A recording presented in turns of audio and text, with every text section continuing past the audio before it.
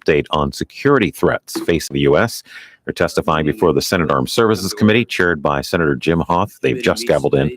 Live coverage on C-SPAN 3. Posture of the United States Special Ops Command and the U.S. Cyber Command. I'd like to welcome our witnesses, the Honorable Owen West, whom I met for the first time today, General Tony Thomas, who is planning to retire, somebody told me, and I think you're far too young to retire, but that's up to you. And particularly you have two sons that are West Point graduates. You don't need to cut them loose that soon. And then General Nakasone, I appreciate very much the fact that in the last couple of days that we've had both open and closed meetings because of the seriousness of the thing we'll be addressing this morning. So the Senate Armed Services Committee's top priority is to support the effective implementation of the National Defense Strategy. Central to the NDS is a growing focus on competition with China and Russia, our peer competitors. And of course, we also at the same time don't want to forget about the threat that's posed to us from the terrorist organizations. Our Special Operations Force have proven remarkably effective in combating ISIS, Al-Qaeda, and other terrorist groups over the last 17 years. However, these groups remain resilient and continue to pose a real threat to the United States and our allies. At the same time, military advancements by China and Russia pose new and increasingly complex challenges to our national security. You know, when you talk to people out in the real world, in America, there's this assumption that we have the best of everything, and it's hard to explain sometimes that we don't. When we have our chairman of the Joint Chiefs of Staff talking about how we're actually outranged and outgunned in artillery. Anyway, they are advancing and ahead of us in some areas. Another critical component of implementing the NDS is developing robust capabilities to counter growing threats in cyberspace. The Department of Defense is making important progress, including the elevation of the Cyber Command to a fully combatant command and the Cyber Mission Forces achieving full operational capability. Additionally, DoD released a new cyber strategy last year that provides a roadmap for how we will operate in cyber domain. I look to our witnesses to describe what investments will be needed to meet these objectives. Senator Reed. Well, thank you very much, Mr. Chairman. Let me join you in welcoming our witnesses for this update on the readiness and the posture of U.S. Special Operations and Command and Cyber Command. And General Thomas, I'd also like to thank you for your extraordinary service and your upcoming retirement after 39 years in service. You've ably led SOCOM during difficult times. You've done it with great energy, great foresight, and great dedication to the men and women you lead. And I thank you for that. Thank you. Also want to thank your family because they served alongside you and they continue to serve with you. And nice to see that your sons got good educations also. So thank you. General Nakasone, this is your first time to appear before the committee since Cyber Command has been elevated to a unified command. Congratulations on this and also your accomplishments in partnership with NSA and other agencies recently in combating some of our adversaries in the cybersphere. Thank you very much, sir. SOCOM is unique within the Department of Defense as the only functional combatant command with service-like responsibilities for the training, equipping, organizing, and readiness of Special Operations Forces. For that reason, it's appropriate that the Assistant Secretary of Defense for Special Operations and Low-Intensity Conflict, the ASD SOLIC, Owen West, joins us today in his role as the Service Secretary-like official responsible for oversight. So welcome, Mr. Secretary. Thank you.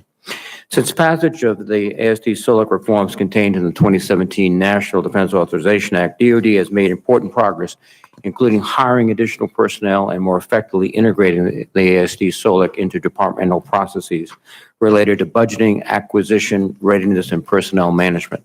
These efforts are necessary but not sufficient to fulfill the intent of the SOLIC reforms. Secretary West and General Thomas, I hope you will provide your assessment of what more needs to be done and how this committee can continue to support your efforts. SOCOM, as a microcosm of the broader department and joint force, continues to adjust to the complex security environment and the focus of the national defense strategy on great power competition. This change will have implications for the department's management of soft forces, their readiness, capabilities, and development, and the operational authority that they have to undertake. As the demand for SOF continues to grow, we must also keep in mind that there are limits to the hardships we can ask Special Operations Forces and their families to endure. The United States, along with our allies and partners, face an urgent and continuing threat from information warfare attacks by Russia and other foreign adversaries. Russia attacked our democracy in 2016, and we must view these attacks with the same level of seriousness and resolve as a military attack.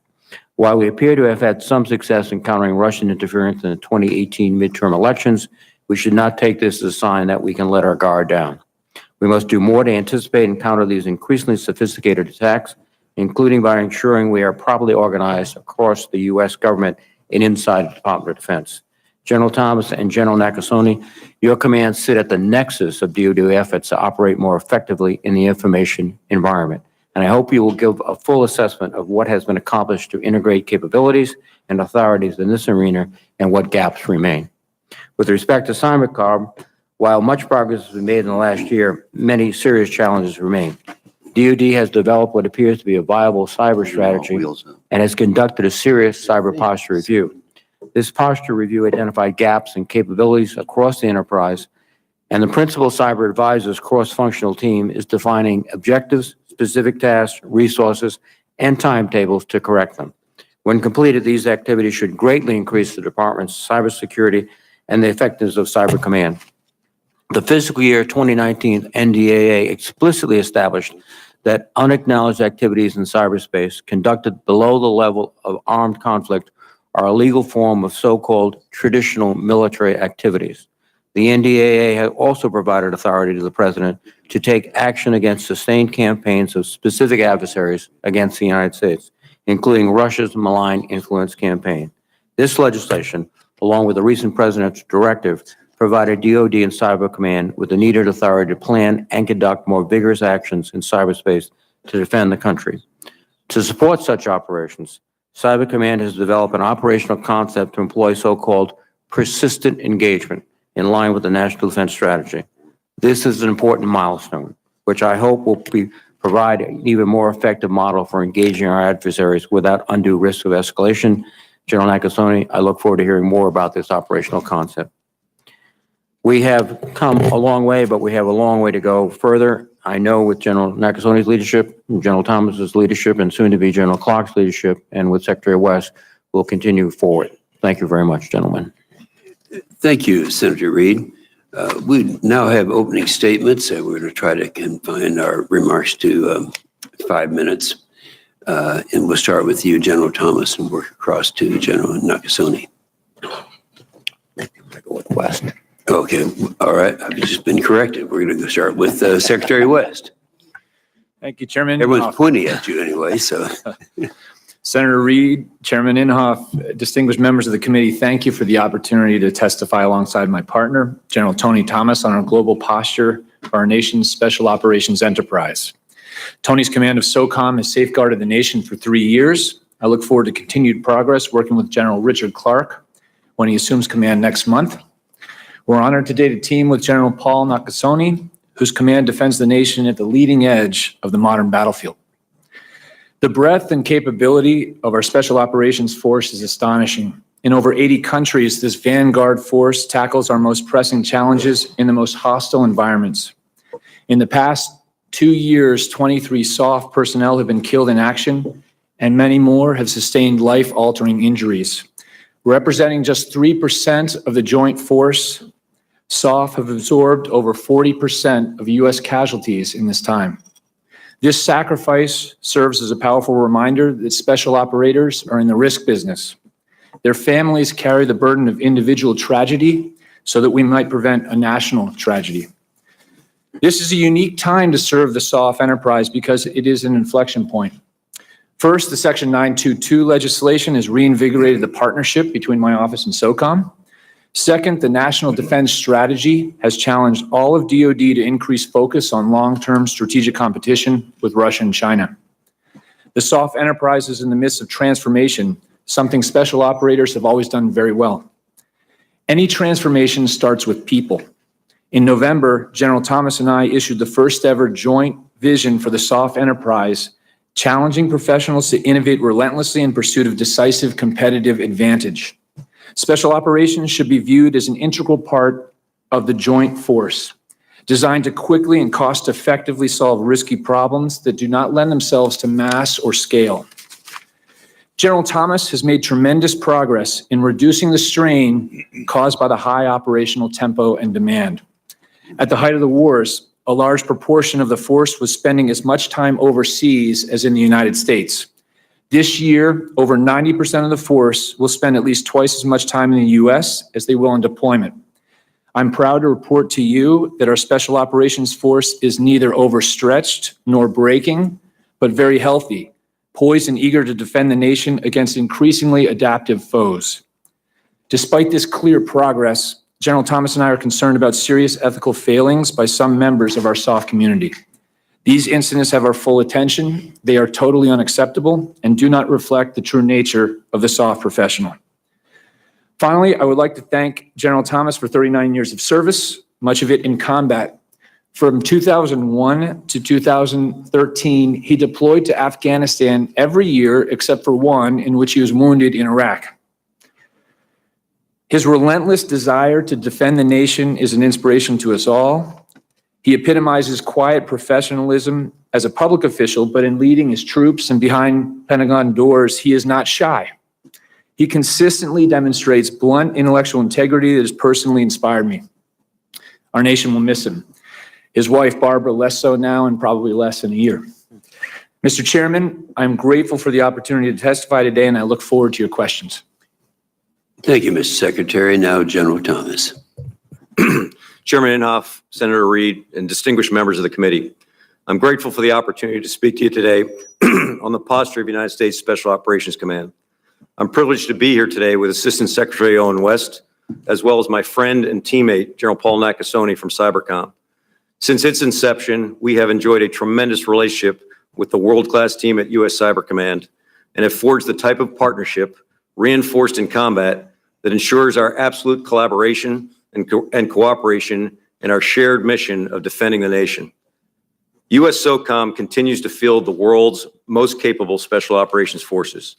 We are an integral part of the joint force and integrated into every facet of the national defense strategy.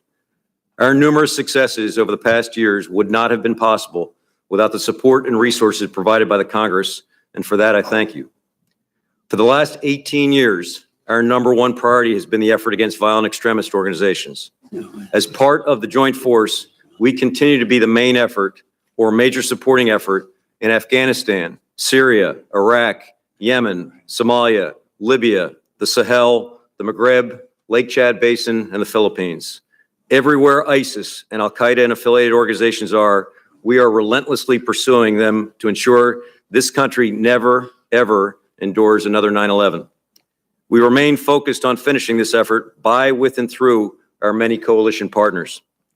At the same time, again, as part of the joint force, we are endeavoring to provide a more lethal and capable special operations force to confront peer competitors. U.S. SOCOM is already well-oriented to the challenges of great power competition, particularly in the competition space short of armed conflict. Our SOF network, integrated with interagency and international partners, is focused on producing unorthodox yet complementary capabilities and solutions in support of U.S. policies and objectives.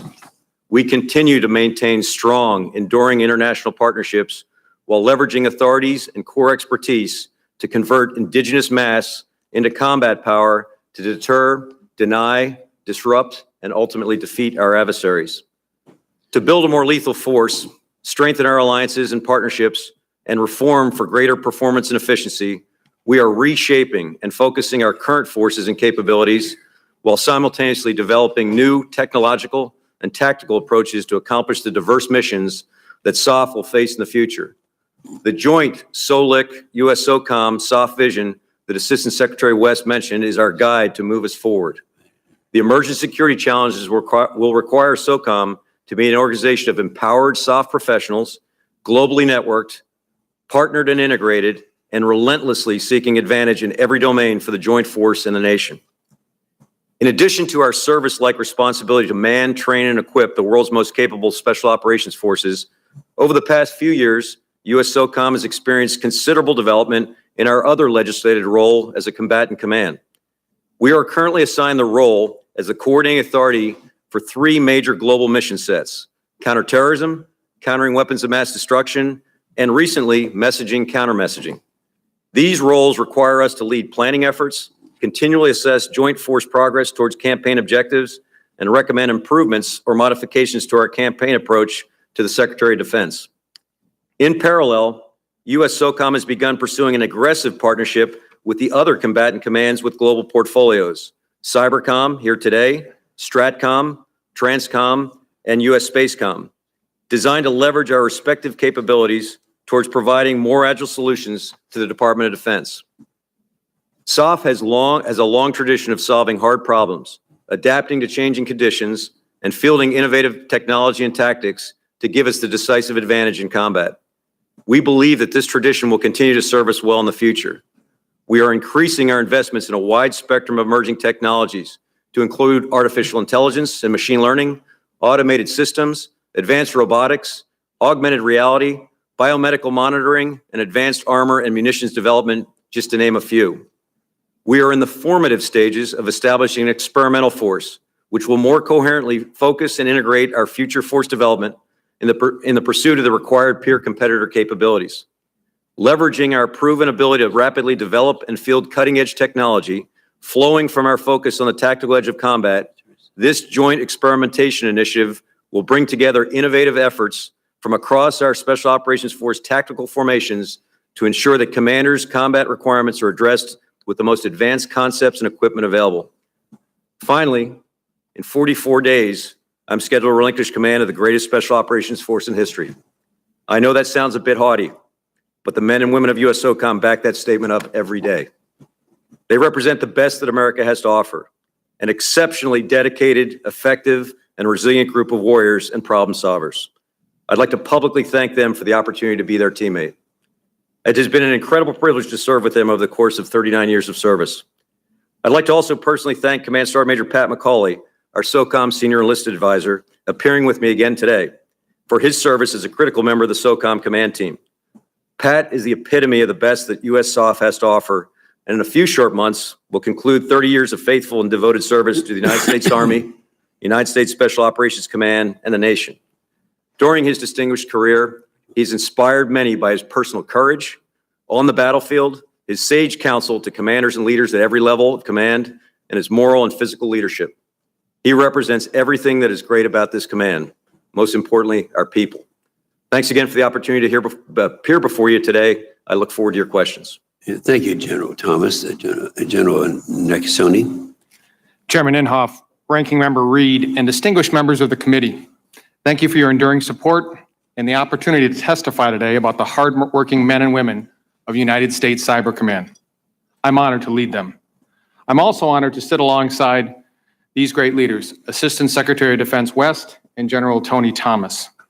For Tony, my congratulations to you and Barb for your steadfast service to our nation. It's been a tremendous journey for you, and I've enjoyed our close partnership and friendship. My personal best wishes to you, Tony, and your family. As the commander of U.S. Cyber Command, I'm responsible for conducting full-spectrum cyberspace operations, supporting 3 mission areas: defend the nation against cyber attacks, defend the Department of Defense information networks, and enable our joint force commanders in pursuit of their mission objectives. In the cyber domain, we are in constant contact with our adversaries, who continue to increase in sophistication, magnitude, intensity, volume, and velocity, and remain a threat to our national security interests and economic well-being.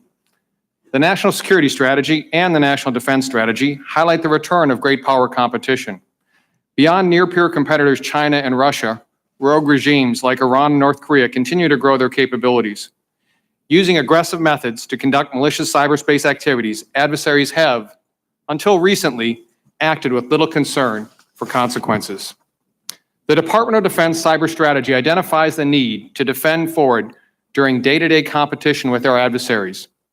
This strategy aims to maintain our superiority in cyberspace through protection of our critical infrastructure and networks.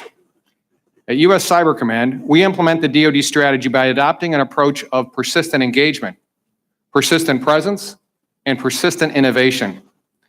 This past year witnessed the elevation of U.S. Cyber Command to combatant command status, the opening of our integrated cyber center, and our shift from building the force to the readiness of that force. This progress ensures our ability to execute our mission requirements for the department in defense of our nation. The defense of the 2018 midterm elections posed a significant strategic challenge to our nation. Ensuring a safe and secure election was our #1 priority and drove me to establish a joint U.S. Cyber Command National Security Agency effort we called the Russia Small Group. The Russia Small Group tested our new operational approach. With the organization and direction from the President and Secretary of Defense, the Russia Small Group enabled partnerships and action across the government to counter a strategic threat. Our response demonstrated the value of a tight-knit relationship between U.S. Cyber Command and the National Security Agency, bringing together intelligence, cyber capabilities, interagency partnerships, and the willingness to act. Through persistent engagement, we enabled critical interagency partners to act with unparalleled coordination and cooperation. Through persistent presence, U.S. Cyber Command and the National Security Agency contested adversarial actions, improving early warning and threat identification in support of the Department of Homeland Security, the Federal Bureau of Investigation, and others. Beyond the interagency, we partnered and engaged with allies and public and private sectors to build resiliency. For the first time, we sent our cyber warriors abroad to secure networks outside the DoD information network. Our operations allowed us to identify and counter threats as they emerge to secure our own elections and prevent similar threats interfering in those of our partners and allies. The Russia Small Group effort demonstrated that persistent engagement, persistent presence, and persistent innovation enable success. Effective cyber defense requires a whole-of-nation effort. Information sharing plays a vital role in enabling everyone, including government agencies, to defend their networks. Therefore, we are now sharing computer malware we find during our routine operations with the private sector and the broader cybersecurity community. We have posted numerous malware samples for crowdsourcing analysis. We believe our actions will have a positive impact on improving cybersecurity globally. Our actions are impacting our adversaries. Our shift in approach allows us to sustain key competitive advantages while increasing our cyber capabilities.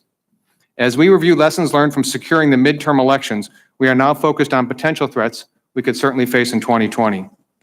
Looking forward, we need to continue building a warrior ethos similar to our other warfighting domains. Cyber warriors are and will continue to be in constant contact with our adversaries. There are no operational pauses or sanctuaries. We must ensure sufficient capability and capacity, people, technology, and infrastructure, which we are decisively focused on now. Through persistent presence, we are building a team of partners that enable us and them to act more effectively. The complex and rapid pace of change in this environment requires us to leverage cyber expertise broadly across public and private sectors, academia, and industry. Therefore, we aspire to increase our effectiveness and capabilities through persistent innovation across these partnerships. Cyber defense is a team effort. Critical teammates such as the National Guard and Reserve are integral parts of our cyber force. They provide strategic depth and provide the nation a reserve capacity of capable cyber warriors. Finally, improving readiness continues to be one of my key focus areas. I continue to work with the services and department to accurately measure and maintain readiness, manning, training, and equipping, and certainly an ability to perform the mission. After a year of change and progress, we see 2019 as a year of opportunity. We have much work ahead as Cybercom matures. We assure you that our people merit the trust you have placed in them, and that with your support, they will accomplish the tasks that our nation expects. Thank you again for inviting me here today on behalf of U.S. Cyber Command and for your continued support. I look forward to your questions. Thank you, General Necasone. First of all, I think we've all pretty much decided that this commission, the National Defense Strategy Commission, is kind of the blueprint that we're using in this committee. And to start this off, let me address the two levels of threats that we're talking about. First, of course, the level of threat would be the peer competition that we have out there, then the terrorist element that's out there is very alive today. So starting off with maybe a response from both generals on the first one. How can SOCOM and CyberCom most effectively support our efforts against China and Russia? And talk a little bit about any deficiencies in terms of resources that you would be suffering in order to carry out these goals. General Thomas. Chairman, you highlighted at the outset the challenge is to maintain the focus on the counter-violent extremist effort while shifting to the focus of the National Defense Strategy. I would tell you that it's burdensome in terms of resources, but something that we can and will manage going forward. I'm lucky on two accounts. One, my predecessors had already focused on Russia and China as emerging threats before the National Defense Strategy and had already committed resources to that effort. So I appreciate the investment that preceded me. I also appreciate some new authorities that have developed in this House, which have enabled us to approach this problem differently, but in a similar way that we approach the counterterrorism problem. So resources that enable some unique, unorthodox approaches to peer competitors, especially in that space that we call competition short of conflict, a big arm wave, but arguably the most important phase of deterrence. Yes, thank you. General Nakasone. Chairman, I would offer in terms of our ability for near peer or peer competitors, our most important thing right now is to be able to enable our partners, whether or not those partners are joint force commanders in cyberspace or those partners are other members of the interagency. Our work with the Department of Homeland Security and the Federal Bureau of Investigation is an exemplar, I think, of the enabling aspect that we will do against near peer competitors. Yeah. I would also offer that the FY19 National Defense Authorization Act was critical for us at U.S. Cyber Command. It gave us capabilities and authorities that were important for us as we look to further enable. That included the ability for us to rapidly deploy elements of our force to the Department of Homeland Security. The ability for us to look at networks that are not part of the Department of Defense network. And the other piece of it that was critical is, as Ranking Member Reed mentioned, is the idea of cyber as a traditional military activity. I think those are areas that are going to help us immensely with near-peer competitors. In terms of our shortfalls and our challenges, the areas that we are very focused on is continuing to ensure that the force that has been built, the force that is ready, the force that will operate has the required infrastructure, the sensors, the locations, the capabilities to address a number of different threats to our nation. All right, appreciate that. I'm going to read a quote from Dan Coates and ask for a response, Secretary West and General Thomas. He said, ISIS still commands thousands of fighters in Iraq and Syria, and it maintains 8 branches more than a dozen networks and thousands of dispersed supporters around the world, and will exploit any reduction in CT pressure to rebuild key capabilities such as media production and external operations. Do you agree with that? Let's start with you, Mr. Secretary. Mr. Chairman, I do. Chairman, Thomas? I do, but I would add in context, we have crushed the physical caliphate, so the terrain that ISIS formerly maintained a sanctuary, and from where they drew their resources, specifically oil resources, has been badly diminished. But they continue to be a threat, and I agree with the scope of the assessment as provided by the DNI. Mm-hmm. Well, and we get a variety of reports in terms of the effectiveness of the various ISIS, Al Qaeda, the terrorist operations. And so we want to make sure that everyone understands, yes, the peer competitors are important, but so is the other. Senator Reed. Well, thank you very much, Mr. Chairman. And first, let me join General Thomas in thanking and commending Command Sergeant Major McCauley for your service. Thank you. We all recognize non-commissioned officers in every service of the backbone and the real, I think, the winning edge that we have. So thank you.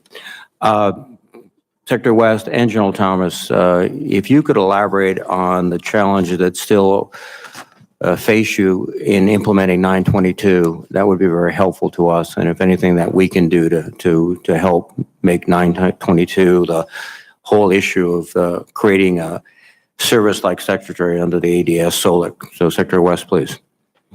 Thank you, Senator Reed. Well, 922 has certainly reinvigorated our relationship, but it's also very timely because our basic task is to help institutionalize U.S. SOCOM within the Joint Force and in the Pentagon while keeping its unique attributes. But it also has come along simultaneously with the National Defense Strategy. And so this year, General Thomas and I have co-signed 4 separate letters, one of which was to align SOCOM's fiscal strategy to achieve the NDS. This body has been very supportive. I think we are very adequately supported. I think the task is really left up to us to slowly build this business and achieve our objectives. Thank you. General Thomas, your comments. Yes, Senator Reed, I noted at the outset that Owen referred to me as his teammate, which I appreciate because technically he's my boss. In legislation, as you know, affected by this last year, and with one of my hats on is for the man, train, equip service-like responsibilities. He is literally in my chain of command, and we have embraced that going away. I think that actually integrates us with the department more optimally, and so conceptually, we've certainly been able to drive the relationship, I think, to a much more enlightened level. I hope that it continues to evolve. I think ASD SOLIC provides a critical function for us for our integration with the department, and again, it's been a pleasure working with Owen as we've developed out what I think your intent was. Thank you. General Nakasone, again, thank you for your service, particularly your great efforts with respect to the last election and looking forward to the next one. One of the areas is social media, and we've talked about it, and we've talked about it also. You've talked about it with the Intelligence Committee. There were 2 independent reports commissioned by the Senate Intelligence Committee that looked at social media, not just particular platforms, but the cross movements of information on these platforms. Do you think it would be helpful having studies like this for your use? And should we contemplate trying to provide you the authority to do that? So certainly, Senator, what we found with those reports is it provided a window on the adversary that we hadn't seen. As you know, our focus on intelligence is outside the United States. We're on foreign intelligence, so we were able to capture that. But having the reports that were done in terms of what was done within the United States, very, very helpful in terms of being able to understand exactly what our adversary was trying to do to build dissent within our nation. So if we can somehow institutionalize that, maybe the proper format might be through the Intelligence Committee, but those reports are useful to you and complement your direct activities. Those reports certainly provided a window on our adversary that was very telling. And one of the issues that came in the context of social media is that the issue, will they voluntarily take steps that are appropriate and necessary? No, my understanding is that they do take down sites that have been identified, but I also don't think they identify to the consumer that these sites were either fraudulent or malign. Is it something that they should be doing in your view? So, Senator, what we were able to do was declassify information about our adversaries and pass that through the National Security Agency to the Federal Bureau of Investigation. The FBI specifically worked with those social media companies, and so I would defer to the Bureau in terms of their ability to do what you had stated there. Fine. Again, gentlemen, thank you for your service. Thank you very much. Senator Fisher. Thank you, Mr. Chairman. General Thomas, thank you for your service to this country and congratulations on your retirement. General Nakasone, thank you for your service to the country as well. Over the years, many of us have talked about deterring adversaries in cyberspace, and the broader question of cyber deterrence is often compared to nuclear deterrence. I've said this before, I don't think that's a good comparison at all. You made a similar point in a recent article where you argued that deterrence in cyberspace results from the employment of cyber capabilities, not the threat of employing them, something you describe as persistent engagement. You mentioned earlier that this committee and the White House have provided Cybercom with additional authority in the past year. Can you tell us what impact those changes have had?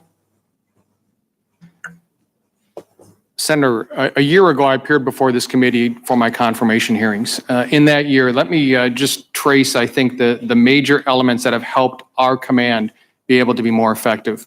First of all, a national strategy on cyberspace, a department strategy on cyberspace, a cyber posture review. And then I think the key piece that I would offer is the FY19 National Defense Authorization Act that recognized cyber as a traditional military activity that provided us the baseline of being able to operate outside of our department networks, and the idea that we would enable other elements of our interagency. Tremendously helpful. And then I would say the last piece is the work of the president to bring a new policy to bear in terms of how we operated offensively in cyberspace. Have you been able to put your theory of persistent engagement into action? Senator, we have. Our number one priority was the defense of the midterm elections. We utilized all of those capabilities, those strategies, and our new operational concept, persistent engagement, to ensure a secure and safe election. I appreciated your classified briefing on that the other day. I think it was very helpful for members to hear that.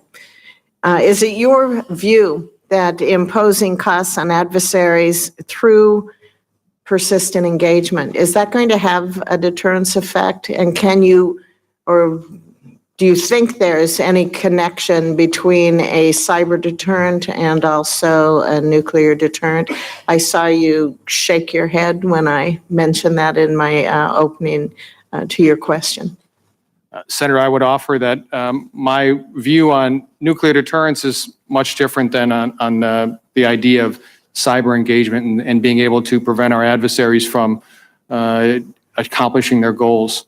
As I mentioned, in nuclear deterrence, the power that a nation state has is through the threat of the use of the weapons. What we're seeing in cyberspace is our adversaries are operating below a level of armed conflict every single day to steal our intellectual property, to leverage our personally identifiable information, to challenge our institutions.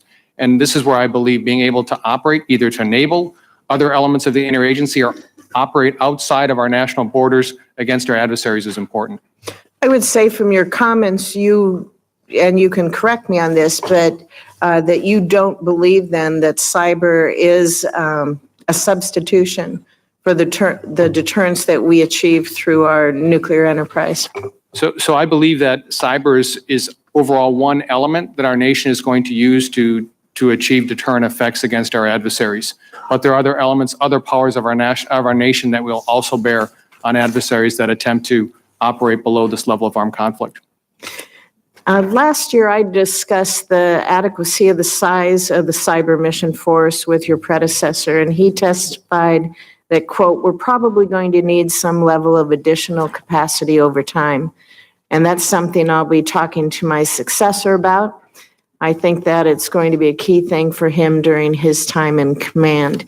So how adequate do you believe the size of the force is compared to the threat that we are seeing today? And how do you measure force adequacy? Senator, we're looking at, as we measure our readiness against what we consider a number of different adversaries, primarily both near peer and rogue states. We believe that the teams that we've created right now is the building block for that. We are also, as you know, building a series of defensive teams in the Army Reserve and the National Guard that are going to be a strategic depth for us. My sense, as we continue to operate more, as our adversaries continue to improve, that there will be requirements that will probably be outside the 133 teams that we have right now. Thank you. Thank you, Mr. Chairman. Thank you. Thank you very much, Mr. Chairman. General Thomas, when we had the new overall defense and national security strategy that put more focus on near-peer competitors or peer competitors, there was a implicit hydraulic effect that efforts were going to go up on the conventional peer competitor and down on CT. Do you see any reduction in the CT threat around the world, or should it be the hydraulic effect? It seems to me is not a good idea because we maybe feel good today, but the CT threat is still there, is it not? Senator, I think the CT threat is in the throes of transformation. As I mentioned, this time last year, We had just taken Raqqa, the capital of the caliphate, but we still had substantial maneuver operations and challenges to push through to the destruction, the defeat of the physical caliphate. We're much closer now. Somebody played it out to me the other day that if you wanted to put a grasp on it in physical terms, it's twice the size of the base on where I'm stationed, MacDill Air Force Base, which is tiny. So they are down to the last dozens of square kilometers in terms of physical. But the CT threat between 2001 and 2011 wasn't measured in territory. It was measured in terrorist threat. So that's still there, isn't it? Well, and you're correct. I would offer that in our efforts to defeat ISIS, we have also greatly diminished their ability to export the threat to the United States and to our Western allies. In though the throes of this transformation right now, they still are very dangerous. And I could highlight the specific groups that we consider to be external threats to the United States and are truly the sine qua non in terms of our focus, and we're staying on them. And there is a growing CT threat in Afghanistan, is there not? So I wouldn't label it as growing. In fact, we've made huge progress against ISIS-K, which is the primary external threat in Afghanistan. More regional, I would offer more regional instability in Afghanistan of late, but not in the form of external threats. Thank you. General Nakasone, you've described the progress that you've made in this year. I'm on my way from here to a hearing on the security of the electric grid in the Energy and Natural Resources Committee. And it seems to me this is a classic case of cross-jurisdiction. And if you could describe your relationship of Cybercom and NSA to FBI, DHS, utilities, how do we be sure that what you know and are able to do is protecting us because you don't have jurisdiction within the United States? Senator, for the energy sector, the lead for the securing of that critical infrastructure is the Department of Homeland Security. They work very, very closely with the sector-specific lead, which is the Department of Energy. Where we tie in on the U.S. Cyber Command side, providing enabling support to the Department of Energy and the Department of Homeland Security if requested. Right now, what we are doing is sharing information very clearly about what we know about foreign adversaries that may be attempting to get. Do you share that information with the utilities, or? We share that with the Department of Homeland Security and specifically the Department of Energy.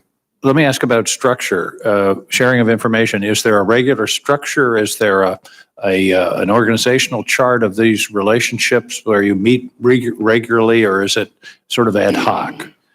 We have put into place within the Department of Defense a Pathfinder program to look at this element. And so we've established a regular meeting with the sector securities agent, which is the Department of Energy, working with them and the Department of Homeland Security to share that information regularly.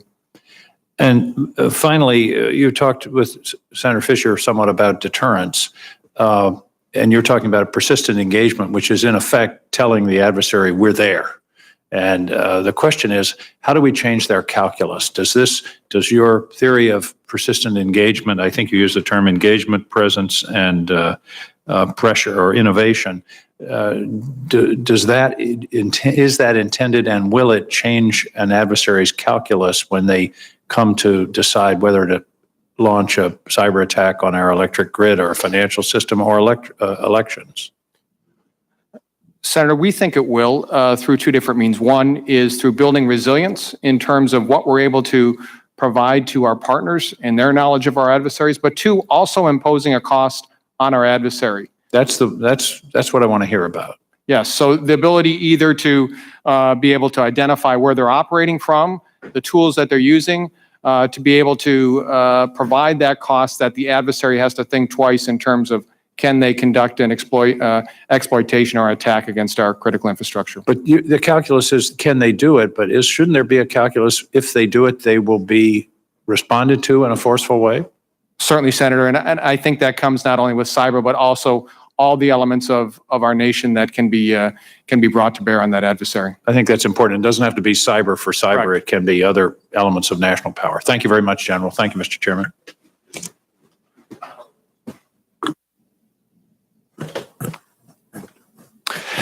Thank you, Mr. Chairman. Assistant Secretary West, many of us on the committee are working through the President's decision to withdraw forces from Syria, it appears there's a fair amount of work to be done there. I'd just like to know from your perspective and from an SOF perspective, how would you characterize victory in Syria, winning in Syria? What does that look like, and what do you need to get there?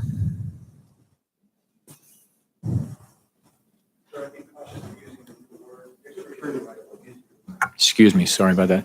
So I'd be cautious to use the word victory, but I think it's very important not to diminish what has happened there. As General Thomas said, the physical caliphate did at one time attract over 40,000 foreign fighters into that territory from 100 different countries. They can no longer do that. But this will be a very long war. ISIS is quite expansive in terms of its global territory, but it now becomes an insurgency. General Thomas, let me just ask you the same question. What does winning look like in Syria, and have we won? I mean, are we satisfied with where we are in terms of SOF's mission there and what you feel that you've been tasked to accomplish? Senator, again, I'd be hesitant to use the term winning as opposed to the objective. I think our reasonable objective is to reduce the threat in that area and to be able to maintain persistent capabilities so that an external threat cannot emanate from that area in the future. Having said that, Syria is perhaps the most complex battle space that I've experienced in 40 years. My recent trip out there had our forces operating in and around Syrian regime forces, Russian forces, Turks and their surrogates, Iranian Revolutionary Guard forces, Lebanese Hezbollah, and ISIS. Again, incredibly complex environment that I think, again, the objective is to reduce the threat and be able to maintain some sort of sustainable security there. And just on that point about reaching a point where the external threat can't emanate from that region, are you satisfied, General, that we're at that point where an external threat from VEOs cannot emanate from Syria? I mean, do you think we've accomplished that objective? I do not think we're there yet. We're on the verge of diminishing the threat, and then in the process of determining what the residual capability needs to remain in place in the region to ensure that we're securing that securing that objective. Let me ask you, General, about recruiting and retention. You talk about this in your prepared testimony. You talk a lot about the significant strain on SOF over the doubling of the size of the force and the significant deployment demands. Tell me about where you think we are in terms of recruitment retention, what additional tools or help that you need to make sure that your force is ready, is rested, is healthy, and is getting everything they need to be able to do the very significant and demanding and dangerous work we ask them to do. Senator, over the years, we've aspired to grow the special operations force that the nation needs, but have not dropped standards at all. So it's a little bit of a catch-22 here. Part of our mantra is you can't create this in a hurry, and people are our most important asset. We have had challenges of late, and I attribute to a number of causes, as much the downsizing of the Army specifically for recruiting special forces, but there are some very good initiatives in place to rectify that and to try and address our recruiting shortcomings. So I think we're trending in the right direction, but it has been challenging over the last year to 2 years in terms of getting the numbers in that we would like to have, but cognizant of the fact we're not going to drop standards. Is it your sense, General, and then I'll put the same question to you, Secretary West, but starting with you, General, is it your sense that under the NDS and the new reprioritization of great power conflict that demands on SOF will be the same, will increase? I mean, what's your sense of, as you think about your posturing and your needs under the NDS, what do you see about the demands for the forces that you command? I think department-wide, we all can take away that the NDS highlights there's not going to be a respite in terms of national security challenges. We've had an 18-year ongoing struggle, the longest struggle in the history of the United States. That has not come to a conclusion yet, and so we have some work left to do there. We've had the reemergence of peer competitors as a priority, an existential threat, and clearly the focus for the department. So we share that across the department. I get pretty good guidance from the department in terms of where they want me in terms of priorities and effects as part of the joint force, and we manage that. Paul and I share the same as a global combatant command that provides forces to the 6 geographic combatant commands. This is our daily challenge, but it's one we embrace. Very good. Thank you, Mr. Chairman. Thank you, Senator Hawley. Senator Duckworth. Thank you, Mr. Chairman. Gentlemen, thank you so much for being here today. You oversee a directorate and combatant commands that operate not in just one geographic area of responsibility, but also in the most austere environments around the world. The men and women you lead are often the first in battle, and the heroism and dedication is not fully understood by elected leaders in the American public. So I'm very appreciative of the opportunity to hear from each of you about the state of your commands and the challenges and opportunities you face. So I'd like to take this opportunity to thank General Thomas for his 38 years of service. As you come to the end of your time in uniform, I really wish you the best of luck on your next phase of your career. Since the committee began hearing testimony from military leadership this year, much of the conversation has been about ensuring that our forces are lethal and agile so that they provide a credible deterrent, reducing the probability of armed conflict with our peer adversaries. Yet special operations and cyber forces are uniquely tailored and trained to achieve effects against our adversaries in a variety of situations that are just short of war itself. Could each of you briefly discuss conceptually how special operations and cyber forces can exact a toll for malign activity short of supporting armed conflict? And in your opinion, what kind of restructuring with the special operations and cyber communities will they need to do in order to dominate these gray space conflicts? At the table. Thank you, Senator. Certainly, you're correct in that the nature of war doesn't change, but its character has changed radically in the last 15 years. I'll let General Nakasone take on the cyber portion. In terms of the special operations tactics, where SOF traditionally thrives, we're also seeing the enemy employ these. So in my judgment, I'll let General Thomas talk specifics on operations. But when we talk about competition short of armed conflict, dealing with partner nations, problems that need to be quickly solved and agilely solved in a cheap manner, you're really talking about SOF. So there's a real role for that General Thomas will be able to describe. Thanks, Senator, and thanks for your service as well. Senator, we're actually very excited about the opportunity that the NDS and the specific subject of competition short of conflict offers for us, and in conjunction with Paul and others, in terms of winning that critical phase. And winning in that case is not we don't think it's a defeat moniker that applies. It's just disrupt, deny, and really ensure that our United States policies and objectives are pursued and successful. We think it's a combination of information operations, influence operations, partner capacity, cyber operations in conjunction with Paul, the whole array of sometimes described non-kinetic activities that are really an art form that we're excited about employing in the future, and we think we hope to play a substantial role there. Thank you. General Nakasone, on Tuesday, Admiral Davidson highlighted to this committee the need to enhance the cyber defenses of our logistical networks, which touch the commercial industry that we help contract for support, both in the U.S. and overseas. Can you provide examples of what might be affected and then how we might be able to harden the network when it comes to organizations such as Transcom? We have this long logistical tail that must support our forces no matter where they operate. And I feel like they're sometimes most vulnerable and we overlook that those organizations. And how does Transcom fit into your priority for cyber security? Senator, General Lyons and I have not only had discussions about this at Transportation Command, but I've also been out to visit him. We see the ability for us to project our strategic elements in the world as being something that's uniquely suited for our nation and a tremendous capacity.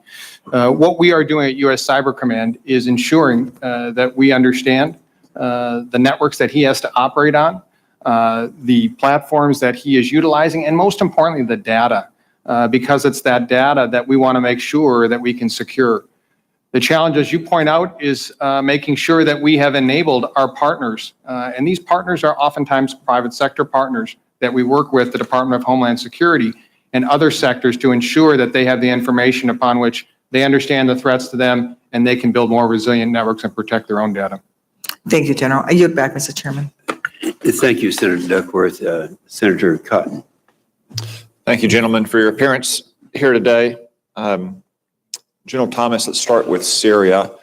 We've talked a little bit about the state of the fight there and the great advances our troops have made, a little bit about what will happen when our troops depart Syria.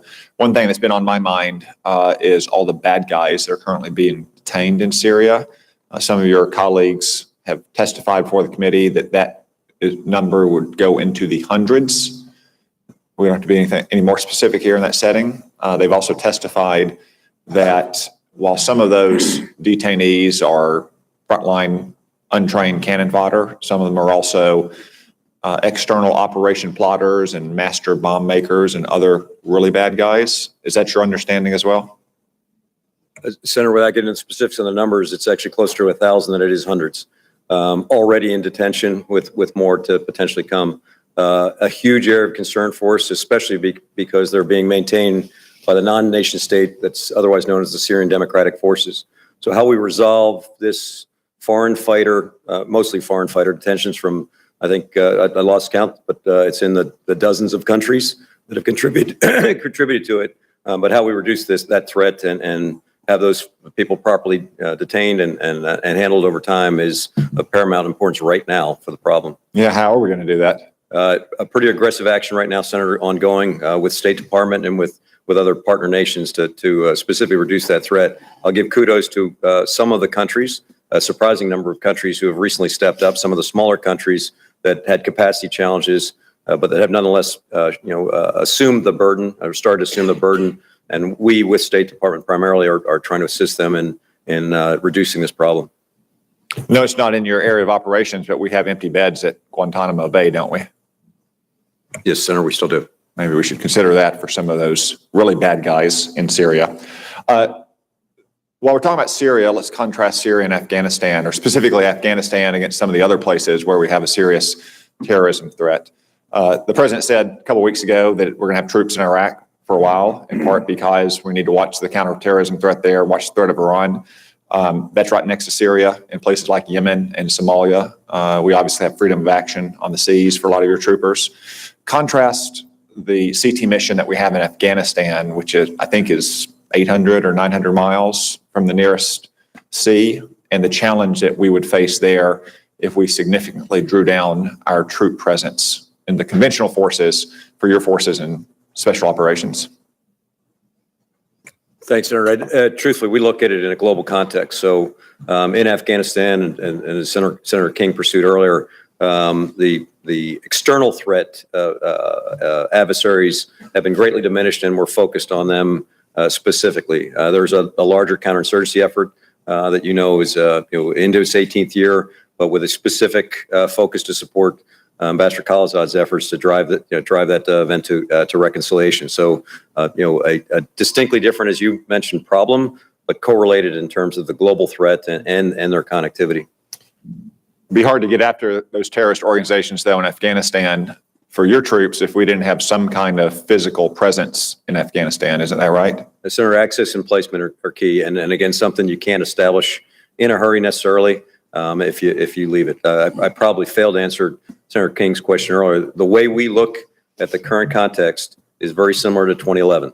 So the recent annual assessment we did reflects on 2011 when Al Qaeda in Iraq was badly down but not out, and we pulled out of Iraq at that point. And we know that in less than 2 years' time, they were ISIS running the deck through Nineveh, running the deck through Anbar.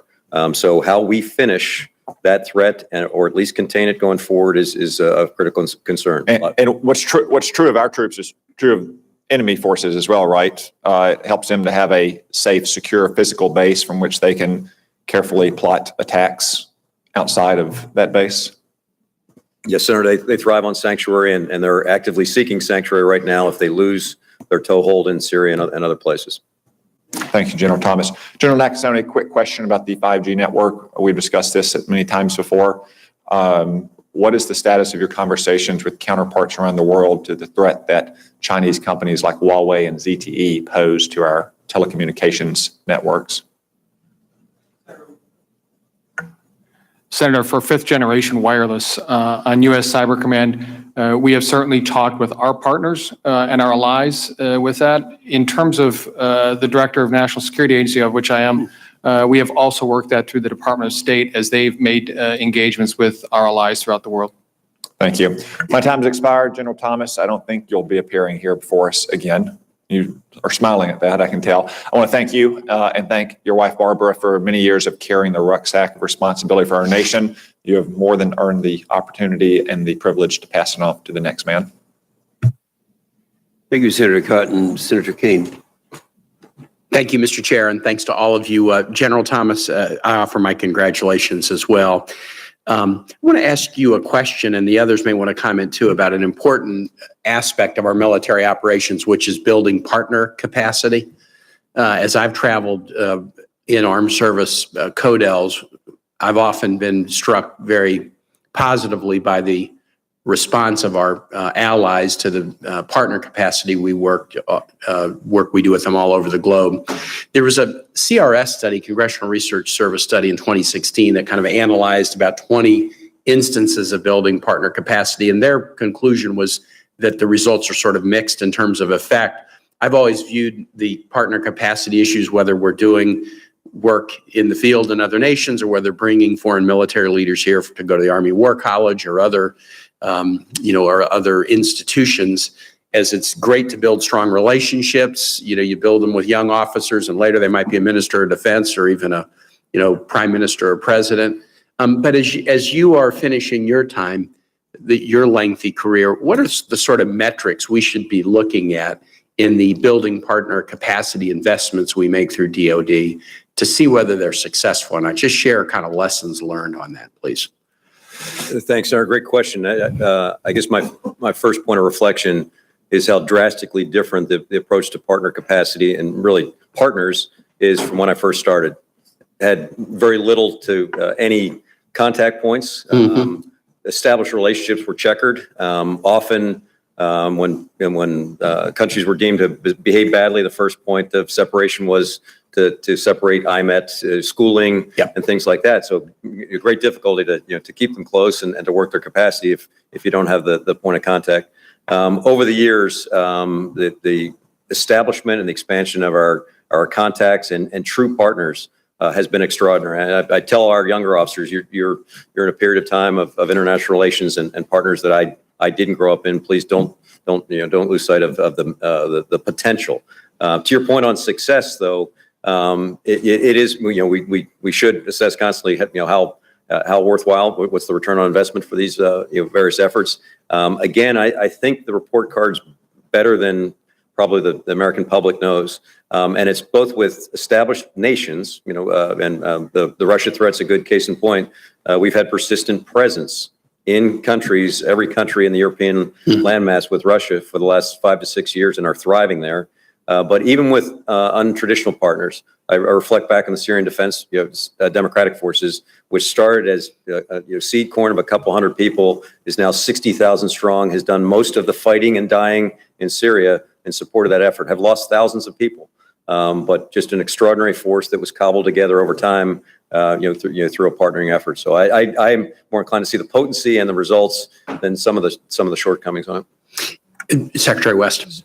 Senator, the National Defense Strategy requires us to answer this question. Yeah. And an assessment is... Secretary Mattis always says, by, with, and through. Anytime he was with us, by, with, and through other nations. I heard him say that many times, and I know that's an important part of the strategy. Since there must be a resource allocation, we must begin to look at, number one, the nature of the threat. Local forces who do not demonstrate intent or capability do not deserve the same resource allocation as do those enemies with the capability and the public declaration they'll strike us.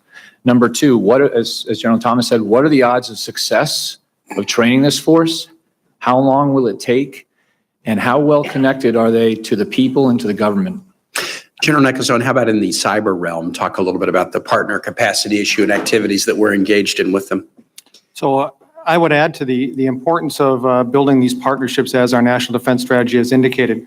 My perspective in terms of what I've seen within the cyberspace domain is it provides us 3 critical elements. First of all, intelligence that we may or may not have by ourselves.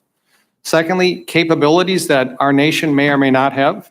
And third thing, unique placement around the world that is really critical for us that gives us greater reach as a nation. I will follow up with this in other hearings as well, because I think it's really important. It is a significant investment. It's a part of the DoD budget. It's not massive, but I think it has a massive upside if we do it right, and we just want to make sure we're analyzing the metrics correctly. I'm going to ask a question just for the record, General Nakasone, for you, but let me just preface it. I'm on the Health, Education, Labor, Pension Committee. We are reauthorizing the Higher Education Act this year. Part of that is analyzing workforce and skills gaps and doing things like public service loan forgiveness and other programs to fill gaps. And one of the areas that we're looking at significantly is cyber professionals, whether it's in the DoD side of the house, the DHS side of the house, or in the private sector. So the question I'll ask is if you would have any suggestions for us as we work on higher ed reauthorization, programs that you think are successful to enable us to train and recruit and retain the cyber professionals that we need. And I'll ask that question for the record. Thank you, Senator. Thanks, Mr. Chair. Thank you. Senator Rounds. Thank you, Mr. Chairman. Gentlemen, first of all, thank you for your service. General Thomas, we most certainly appreciate all of the hard work that you've put in and your service to our country. I'm curious with regard to within the Middle East, we've talked a lot about Syria and the challenges that we have there. What about with regard to Iraq at this point? And I know that we've talked about the fact that we're going to have forces remaining in Iraq in the near future. The president has indicated that there's the capability to be able to move back into the Syrian areas. But within Iraq itself, what is the current state of play with regard to ISIS, specifically within northern Iraq? Senator, I would offer that we, with our Iraqi partners, and they have embraced their sovereign responsibility in terms of defending their terrain. We're maintaining persistent pressure on ISIS, both where they were and where they are intending to try and have any sort of resurgence. So it continues to be a work in progress, but it's born primarily through the Iraqi forces who we have rekindled our relationship with. Do you see evidence of their activity in northern Iraq with regard to any incidences that they appear to be responsible for? In terms of the Iraqi forces, sir?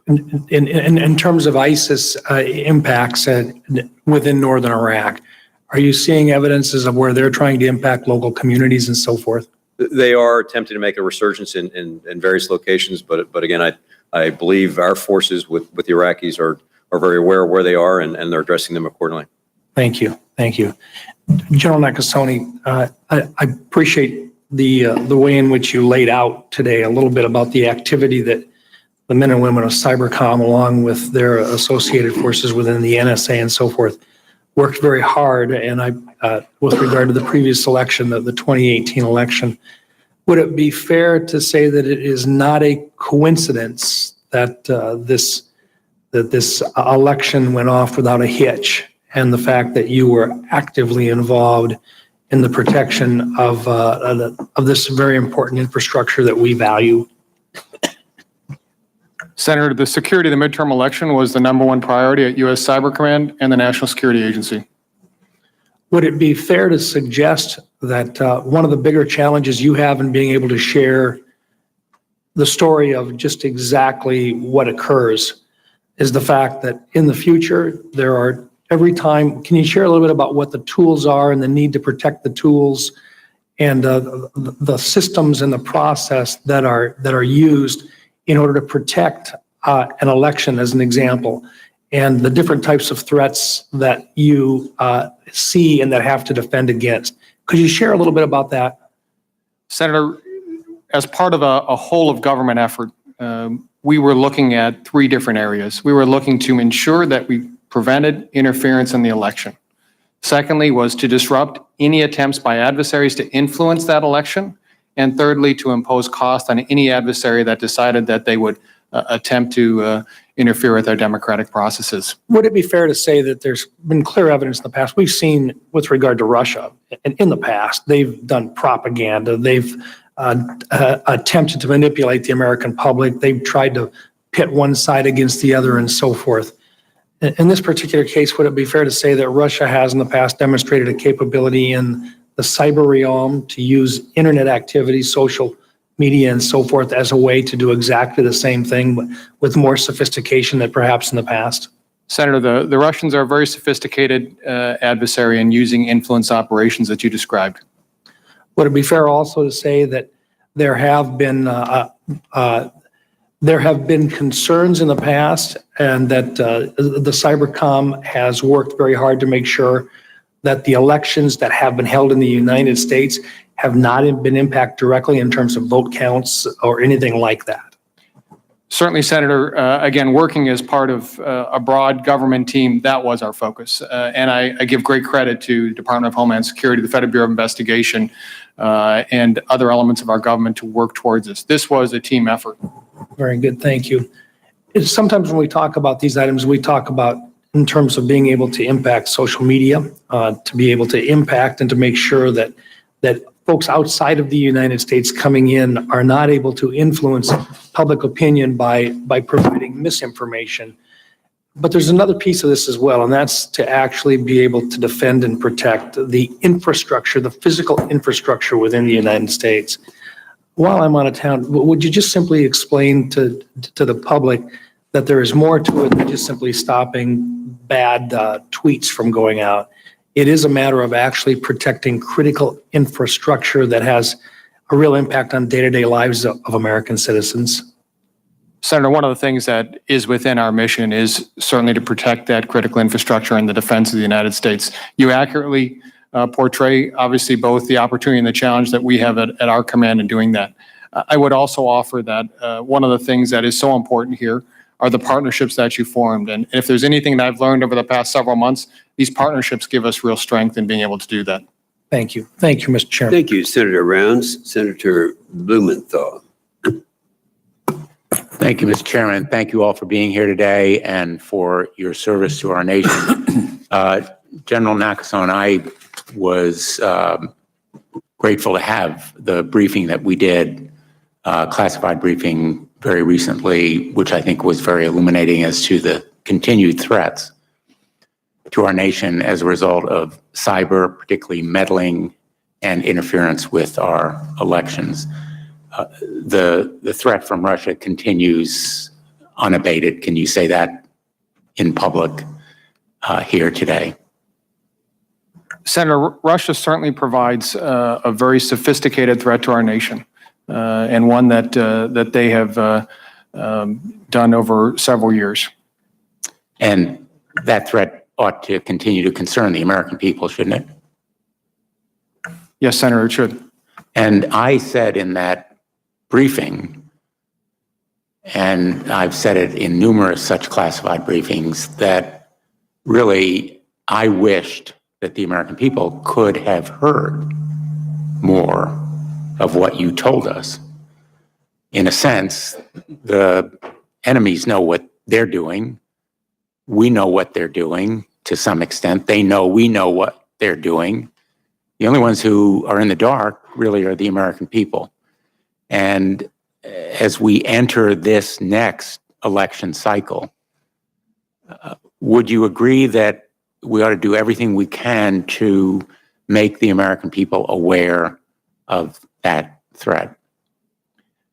Senator, we will at Cyber Command commit to working that. I think your point is a very important one.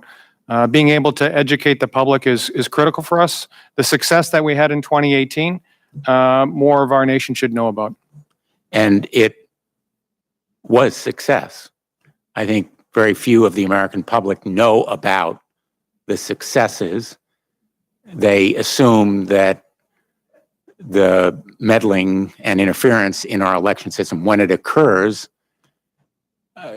simply is undeterred or unstopped. And I think, again, without going into any of the details, there are some successes that the American people should know happen, but at the same time should know that the threats do continue, not only from the Russians, but let me ask you whether you've seen any indication that China has sought to conduct activities similar to what we have seen from Russia in 2016, 2018.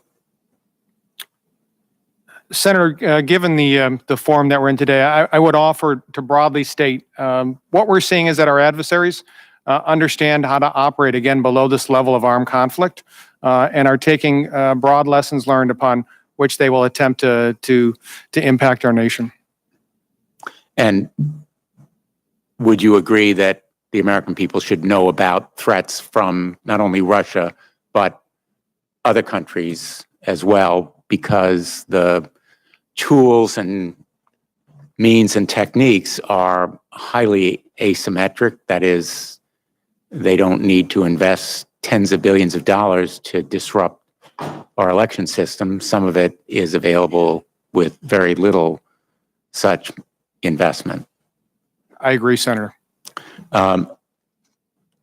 General Thomas and Mr. Secretary, I know we have been over this issue to some extent, but I just want to be clear from your standpoint, moving special operators from Syria to Iraq, in other words, withdrawing from Syria and moving those forces to Iraq. Could you say again what the impact is on our operational capability? Senator, obviously, it's easier to do our job with access and placement and proximity. And we've thrived on that, being with the Syrian Democratic Forces and enabling them to do the heavy lifting that I described earlier. It'll certainly be harder to not have that proximity, make it more challenging, but we're working alternative solutions to maintain some contact and some level of support for them. Would you agree, Mr. Secretary, that it will make it harder, but you're trying to overcome those challenges? Militarily, it is more difficult, sir, but we can remotely assist and advise. And if Special Operations does anything, this Agile force has already adapted. Thank you, Mr. Chairman. Senator, I probably would point out too, that's how we started the first. We were not in Syria for the first year. I was in a command that was responsible for that, and we did everything from externally to establish that force and provide connect. But there was a reason why you went into Syria, which is that it enhanced your operational capability, correct? And it got us the return on investment. I mean, they maneuvered and destroyed the caliphate, or are on the verge of destroying the caliphate. So that was that subsequent phase that played. Thank you. Thank you, Senator Blumenthal. Senator Perdue. Thank you, Mr. Chairman. Thank you, gentlemen, for appearing today. China it's public information that they're trying to build a Navy of about 425 ships within the next decade or so. And they're accelerating that. It's been reported in just December that Chinese hackers have been breaching Navy contractors to steal pretty much everything from maintenance data to missile plans. A particularly egregious report came out later that one breach was about a supersonic anti-ship missile that we were building for our nuclear submarine force. If they're successful, by 2030, they'll have a Navy that's about 100 ships bigger than our Navy has today. And the problem is right now that they're accelerating that development through hacking not the Navy network of information, but our contractor network of information. So General Nakasone, how do you operate with our contractors? Should this data be kept on DOD networks? How do you interface with the FBI when we get into these commercial entities out there that seem to be less protected than our military networks? Senator, the example that you cited there is one that has driven the department, and we're certainly working with that department as one of the lead agents to ensure that contracts are written right, that ensure that our cleared defense contractors understand the standards that have to be met, that we test those standards, working with the services, ensuring that there are proper safeguards in place that will guarantee that the information that they have that's critical for our nation is safeguarded better. Are you optimistic you have everything you need from an organization standpoint, funding and so forth to help accomplish that? Senator, I'm optimistic that if I don't have what I need, I'm going to come back rapidly to ask for it. Yes, sir. You've done a good job of that. Let me move on to the organization. Right now, in August of 2017, it was announced that the Cyber Command would be elevated to a unified command, if I'm correct. Today, we're still operating in a dual hat structure. And it's been reported that one of the reasons we still have a dual hat responsibility is that there's a concern about the lack of intelligence in a separate unified command versus NSA, that you're still getting a lot of your intelligence through the NSA. How do you equate this relative to the long-term plan of having a unified command? Does that mean we'll have a duplicate capability in terms of intelligence, both in the Cyber Command and also in NSA, or will there always be a close relationship between the two?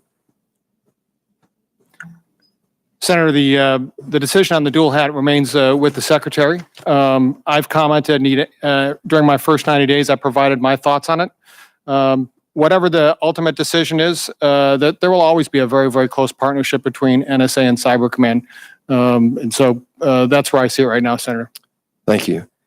General Thomas, first of all, thank you for the leadership. You're at the tip of the spear. When we have continuing resolutions, how does it affect your operation in the field? I mean, you've been at war for 17 years, your troops, and I've been around some of your troops around the world, and I would have to say the best and the very best of what we have in America is in your uniform.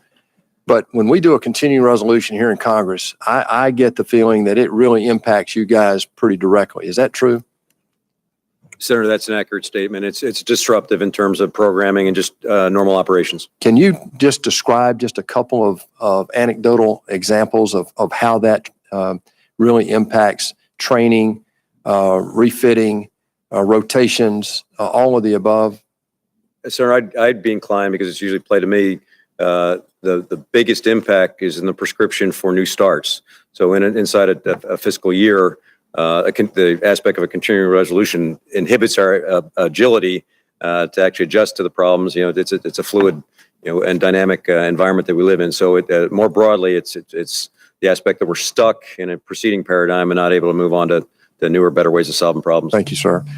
Mr. Chairman, I'll yield my time, but General Thomas, I do want to echo my colleagues' comments about your storied career, but particularly your time in the 75th Ranger Regiment in Georgia. God bless you.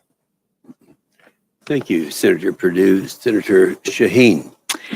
Thank you, Mr. Chairman, and thank you, gentlemen, all of you, for your service. And General Thomas, we wish you well in whatever you do next. I want to pick up on Senator Perdue's questions about how vulnerable we are to third-party products and software. And so I think this is for you, General Nakasone. In 2018, the NDAA included a provision that would prohibit the use of products and services developed or provided by Kaspersky Lab in third-party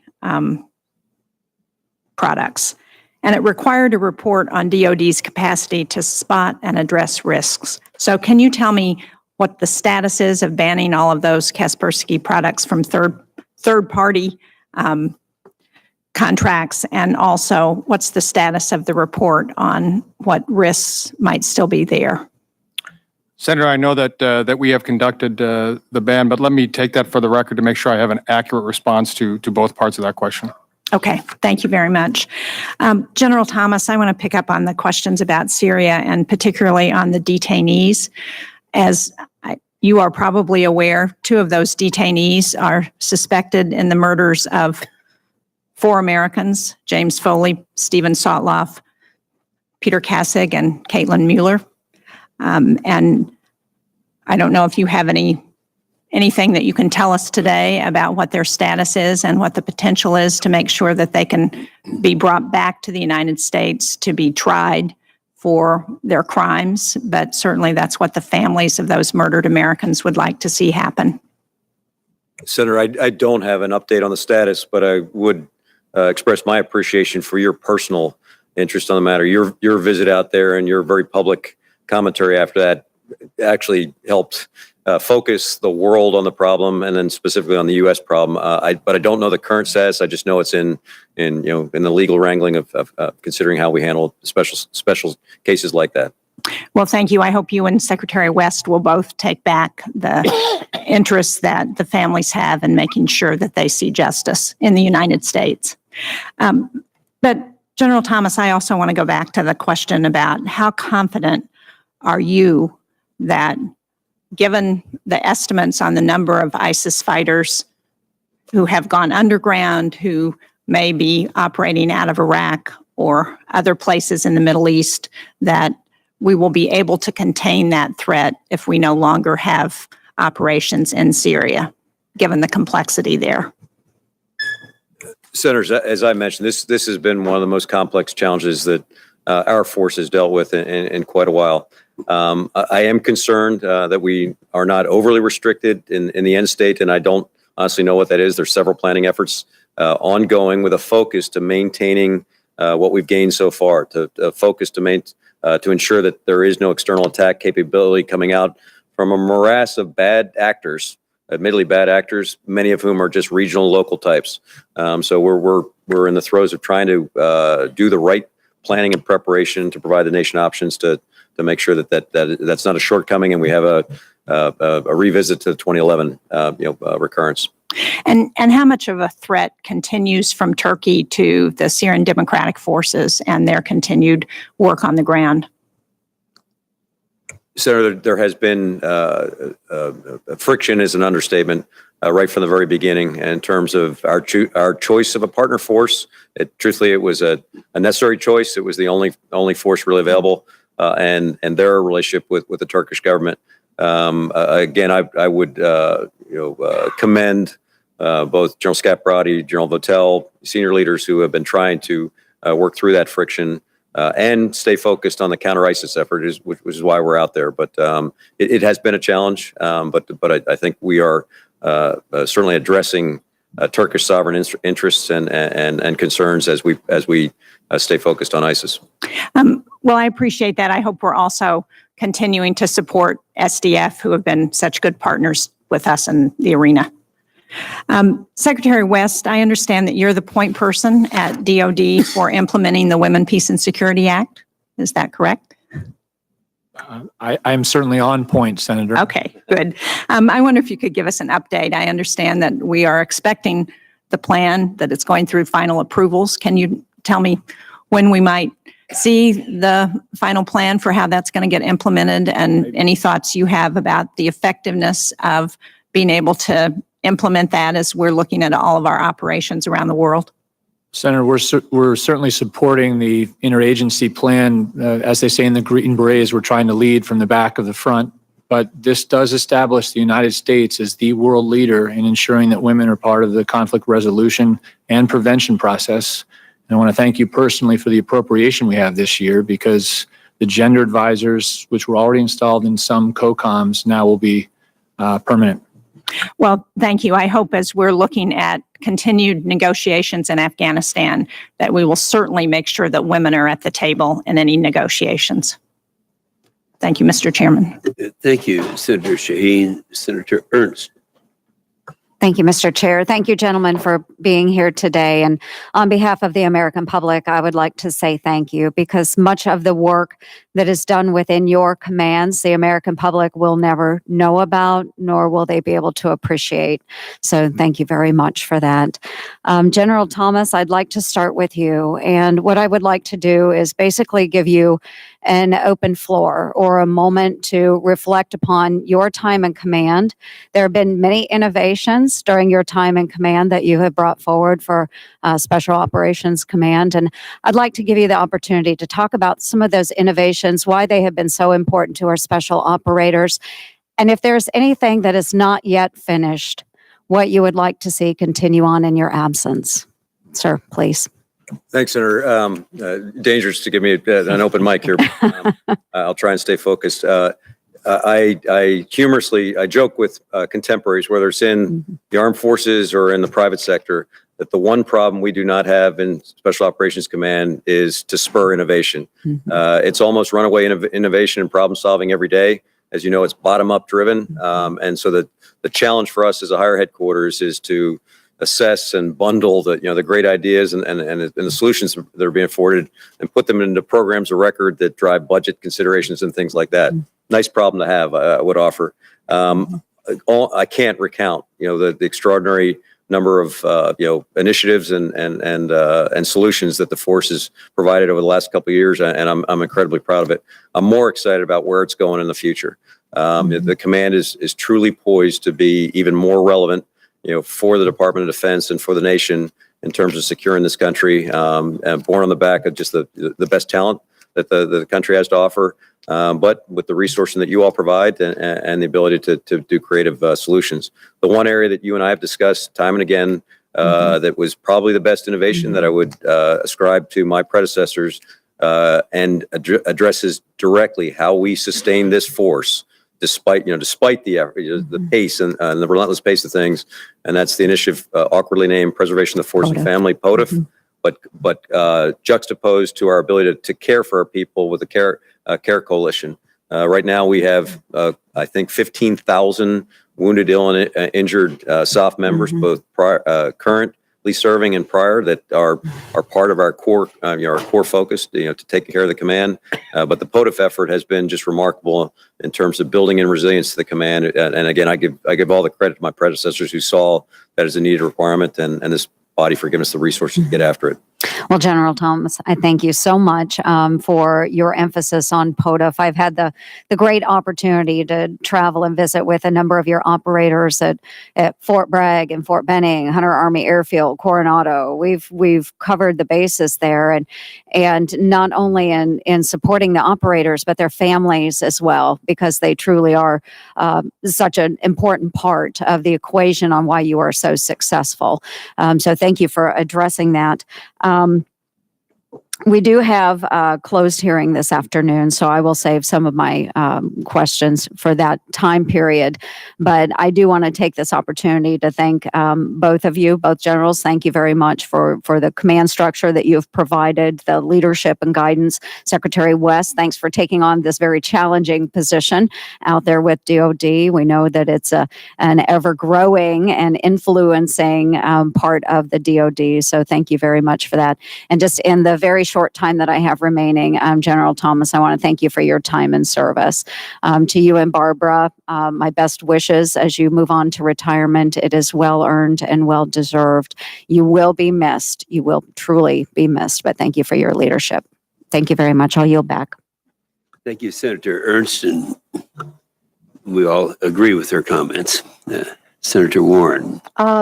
Thank you, Mr. Chairman. And also I want to add my thank you, General Thomas, for all of your work and for your leadership.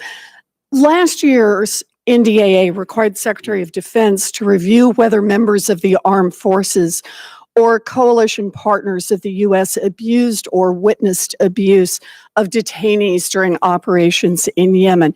And the unclassified summary of DOD's report to Congress concluded, quote, DOD has determined that DOD personnel have neither observed nor been complicit in any cruel, inhuman, or degrading treatment of detainees in Yemen, end quote. So when I asked General Votel about this last week, he said DOD's conclusion was based on the discussions and reports from the people that they have on the ground. General Thomas, is that your understanding as well? Senator, I monitored your conversation with General Votel, and that I am in agreement with that assessment. Okay. So the Associated Press, Human Rights Watch, Amnesty International, and the United Nations, all four, have all conducted their own investigations and come to a very different conclusion. They determined that our Emirati partners oversaw a network of detention centers that regularly engaged in torture and abuse. General Thomas, do you find these independent investigations credible? Again, Senator, I monitored General Votel's answer to the same question, and you'll probably hear some consistency. Every one of those allegations is taken with the utmost, interest in terms of pouring into them and determine if they're factual. And we have, and in fact, I'm not aware of any outliers. That if we observe violations of the law of armed conflict, it is a break contact standard along our force to address it specifically and or to break contact with those partner forces. So again, I would reinforce how General Votel answered it. It's a high standard. So I appreciate that. And General Votel said that exactly that he was very careful about what he said. He said I asked him if he'd reached any conclusions about whether or not our Emirati partners are engaging in detainee abuse when DOD personnel are not present. And he said he was not aware of that. The question I was asking, though, General Thomas, do you find these independent investigations, those 4 investigations, do you find them credible? Senator, I find them of sufficient interest that it's actually been our topic of discussion back with our Emirati partners. So the hard part is hard for us to confirm or deny if it happened, but not something we just take as something I prove or disprove. It's the subject of our discussion with the Emiratis that if we can prove this, or if there's evidence, this could be a deal breaker. Okay. So again, we take it very seriously. Good. I appreciate that, General Thomas. I know you work hard to encourage our partner forces to obey the laws of armed conflict. But when it comes to whether or not our partner forces have engaged in abusive detainees, there seems to be a really serious disconnect between what DOD understands to be true and credible independent reports from journalists and human rights organizations. So I remain deeply concerned about whether our partners in Yemen are treating detainees in ways that are consistent with the law of armed conflict. As you know, turning a blind eye is not acceptable, so I'm going to keep asking questions about this. I appreciate your answer on this. If I can just ask one other area quickly in the time left to me. General Thomas, I'm concerned about the militarization of our foreign policy, and nowhere is that more evident than in the use or overuse of our special operations forces. I think Senator Reid alluded to this earlier. In 2017, Special Operations Command deployed forces to 149 countries under your command, and they launch airstrikes, carry out raids, train foreign militaries, all in the hope of removing terrorists from the battlefield. Many of these countries have governance challenges that allow violent extremist groups to grow. Instead of treating the causes of violent extremism, we're treating the symptom. So let me just ask, General Thomas, do you think that we can kill or capture our way out of this problem? No, Senator, I definitely do not think that's the solution to most of these problems. You know, do you think that the current pace of operations for your command is sustainable? I do, Senator. We had challenges on specific parts of our formation, and to specifically get to the department-directed standard of 1 to 2 dwell rate. So for a cycle of deployment downrange, two parallel cycles back home. But we have gotten that back into very healthy shape with a few outliers, and we're intent on getting them healthy as well here. I appreciate it. Thank you, General Thomas. I just want to say we need to be thinking harder about using our non-military tools here as well. Thank you. Thank you. Thank you, Mr. Senator Chairman. Warren. Senator Blackburn. Thank you, Mr. Chairman. And to each of you, thank you for your service to our country. We appreciate it. General Thomas, we do wish you well, and we wish your family well. And thank you for the service. I will say Senator Ernst mentioned some of the posts she's visited. She also has visited Fort Campbell. And they were and still are a big part of our Tennessee community. And I represented that post during my time in the House and have enjoyed working with those military families and looking at the challenges that are going to be necessary for 21st century warfare.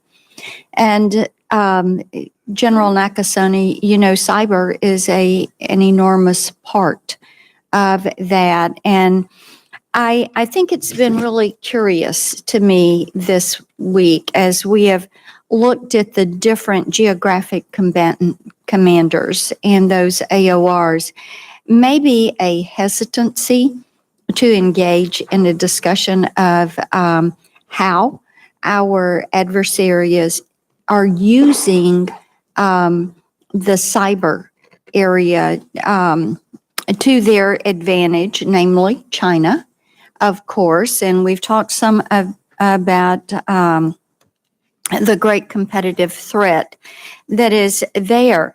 So my question to you, General Nakasone, would be, do you feel like that your command, Cyber Command, is being properly integrated into all of the other commands in those missions? Senator, I do feel that Cyber Command is being integrated properly into the other combatant commands. We have undertaken a very aggressive approach to engage with the combatant commands. General Thomas and I have had a long association, and one of the things that I think that we've been able to leverage is the close partnership of ensuring that what we do in cyberspace is supporting his end states and what he was trying to do, whether in previous commands or at U.S. Special Operations Commands.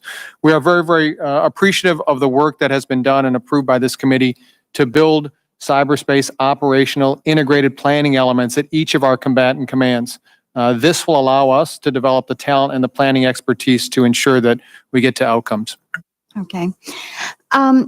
Let's talk about artificial intelligence for just a moment, because I think that strategy, and of course it's been released, and the strategy highlights a reality that we've known for some time. And I want to quote from that and then have you respond. And I'm quoting, "Other nations, particularly China and Russia, are making significant investments in AI for military purposes, including applications that raise questions regarding international norms and human rights.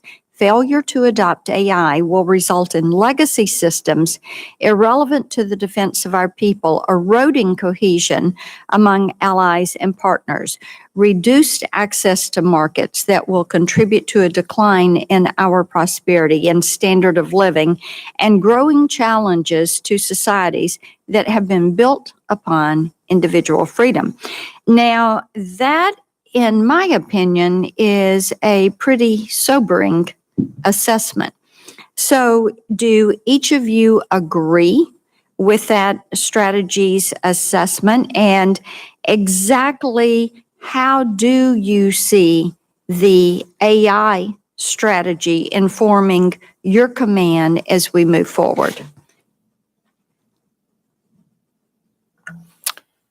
I agree with the statement that you read, Senator. I do see artificial intelligence, deep learning, machine learning as something that's a critical enabler of what we're going to need to do at U.S. Cyber Command. We have already seen the power at the National Security Agency of what artificial intelligence can do for our foreign intelligence mission, our cybersecurity missions. This is where the world is headed in terms of innovation and capability. We as a military fighting force have to ensure that we have that enabler. One of the things that I do take great credit in is in pride in is that U.S. Special Operations Command really has led a lot of the work in artificial intelligence and integrating some of the early thinking into how they become a more powerful force. General Thomas? Senator, great question, and we could spend several hours talking about it. Unfortunately, we don't have that kind of time, but I agree with the assessment in terms of threat. More importantly, am incredibly enthusiastic about the opportunity. Anecdotally, 3 years ago, Eric Schmidt visited our command as part of the Defense Innovation Group. Quick assessment that he felt compelled to give me. He said, "You got tremendous people, you prototype pretty effectively, and you're absolutely terrible." He had some more colorful words than that for machine learning applied artificial intelligence. Truthfully, it gave me a spark 3 years ago and turned me into a zealot on the subject. But more importantly, it has really kind of reoriented our command to embrace this phenomenon and apply it relevance to everything we do until it's proven otherwise. And so we're taking, not so small bites, but some pretty substantial bites into embracing applied artificial intelligence. And I'm excited about where we're going in the future. Thank you for that. Thank you for your service. I yield back. Thank you, Senator Blackburn. Senator Tillis. Thank you, Mr. Chair. Gentlemen, I apologize for not being here for a lot of the hearing. We have three committee hearings going on simultaneously. General Thomas, I want to thank you for your service and all the quality time you've spent in North Carolina. I hope in retirement you continue to spend a lot of quality time there. I'm going to take probably the questions a different direction in my capacity as personnel subcommittee chair, because I know a lot of the other members have covered the landscape on the extraordinary work you're doing. And I think, General, I thank you for the briefing earlier this week. I got a real sense of progress being made. And I think some of that stems from some of the authorities that you've been granted, and you're doing great work there. So thank you for your leadership. But I want to talk more about the personnel aspects. Number one, when you look at, General Thomas, the very challenging job of an operator and the disturbing percentage that they're going to get injured in one way or another. What more do I need to be thinking about in terms of family support for the members, and actually even in dealing with the wounds of war? What more should we be looking at as a function of the Personnel Subcommittee to send a very clear signal we understand the dangerous job and the impact it's having on family? Senator, thanks for that question, and thanks for the concern expressed. I would actually challenge the term operator, because therein lies I think the opportunity for us to do better by our people in the future. While you highlighted particular career fields that are inherently dangerous in terms of jumping and fast roping and things like that, we're as good as our weakest link. We're as good as our support personnel. The enabler, we call the term we use, enablers, which is broad-based, but it's the entire fabric of the force. And arguably, we didn't focus sufficiently on the entirety of the force early on when we talked about POTFF and how we sustain it.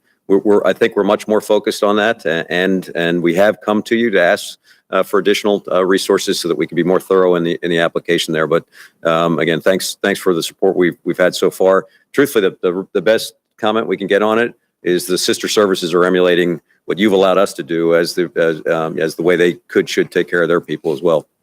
Thank you.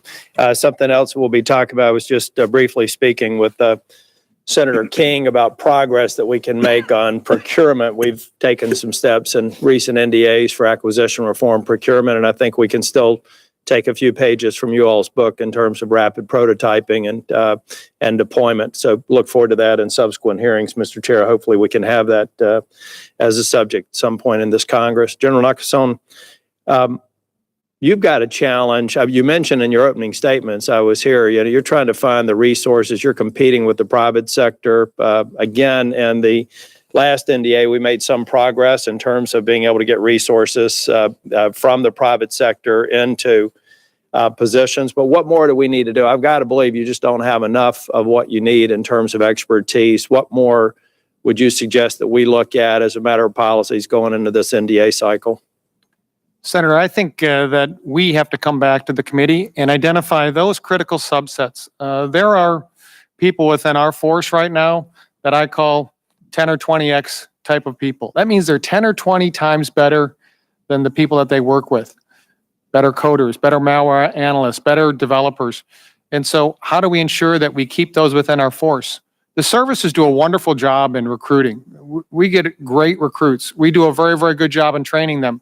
Our challenge will be in retaining the very best. Not everyone, but the very best. And this is where I think identifying those categories, coming back to you to make sure that we have the proper career paths and the proper enumeration will be very helpful. Well, Senator Rounds and I have talked a lot about it in his capacity on cyber, and we need that information sooner. In the private sector, I led a practice that had ethical hack testing and cybersecurity resources, and they were very scarce. They're even scarce in an environment where you could pretty much pay whatever the market rate is. So I can't imagine what you're going to go through for retention. We just need to think creatively and recognize that these are hot skills, and you've got to have the soft equivalent of cyber warriors out there, and we need to do everything we can to provide you the authority to do that.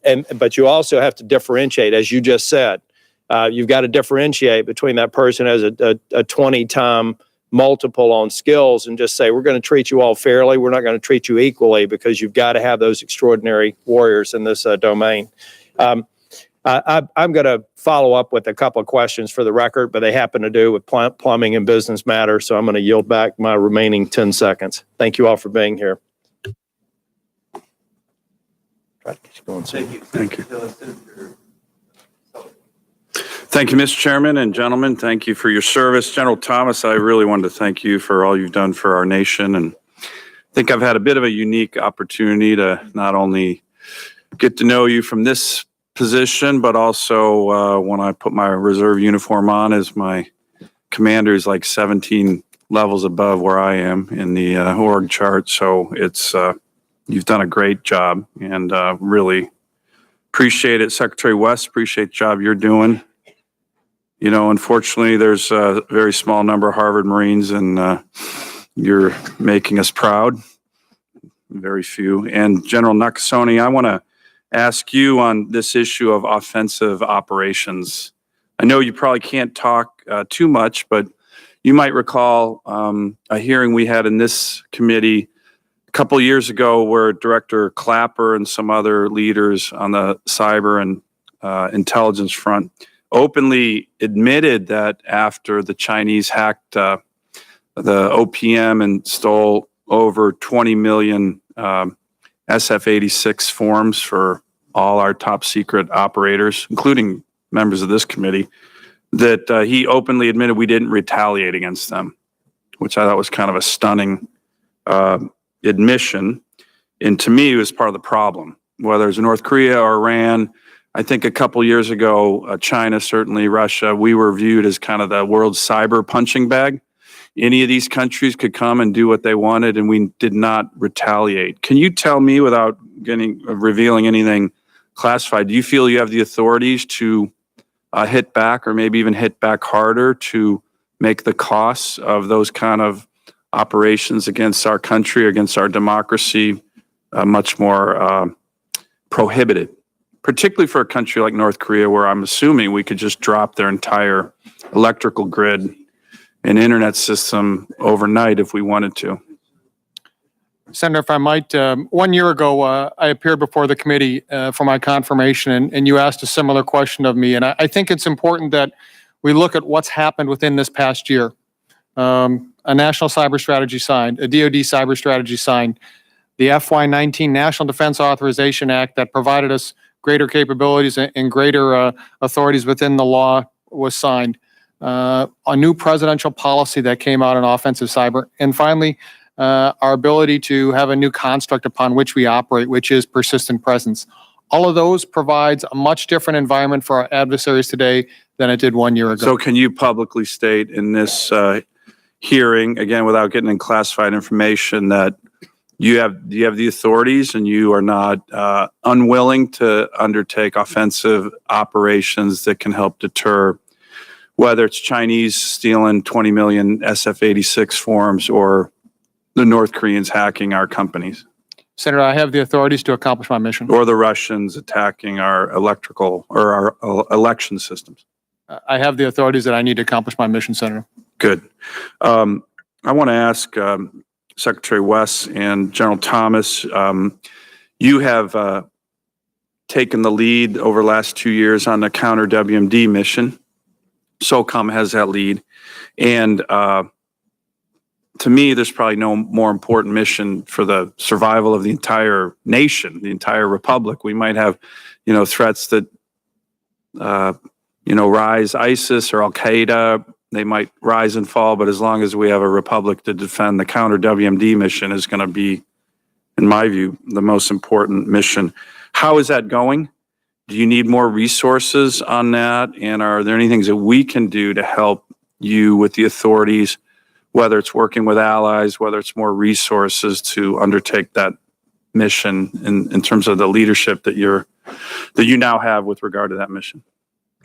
Senator, one, we appreciate the opportunity to perform this mission. It's a daunting, critically important mission, as you mentioned.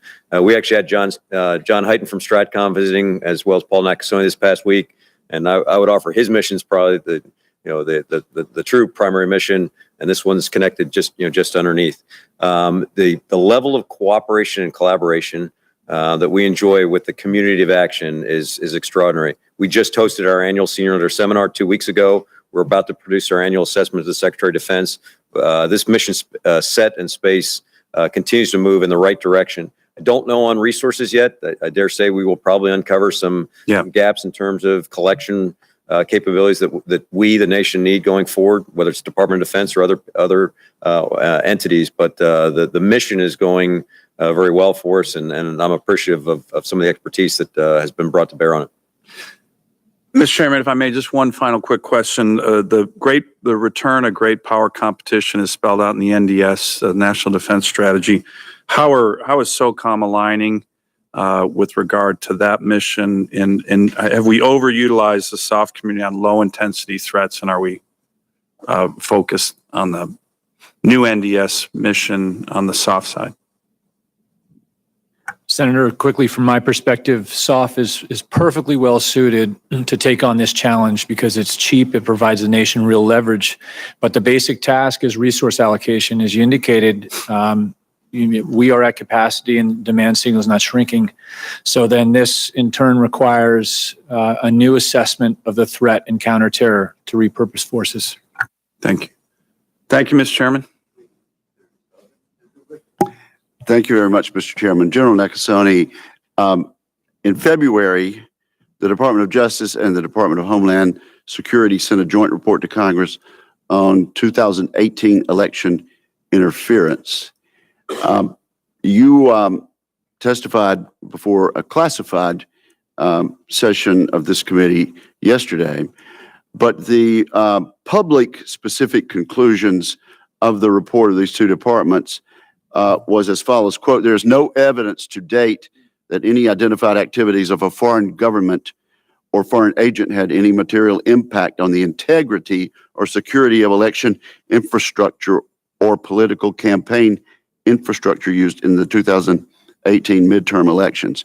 I appreciate your testimony yesterday, and I realize there are things that you cannot get into today, but what can you tell us in this public setting, this committee and the public, about the whether or not, based on what you know, the Department of Justice and the Department of Homeland Security were correct in saying there was no such interference?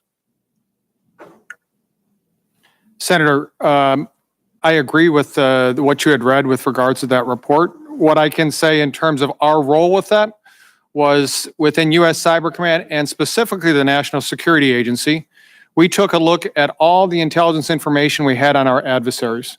We declassified as much of that information as we could. We shared that with the Department of Homeland Security, who in turn shared that with the state and local levels so that they had a very, very good picture of what we knew about adversaries that might be trying to interfere with our elections. So to the extent that there were concerns that a foreign government or agent had an impact on the election, you concur with the public conclusion of the Department of Homeland Security and the Department of Justice that there was not such interference. I concur, Senator. Thank you very much. I appreciate it, Mr. Chairman.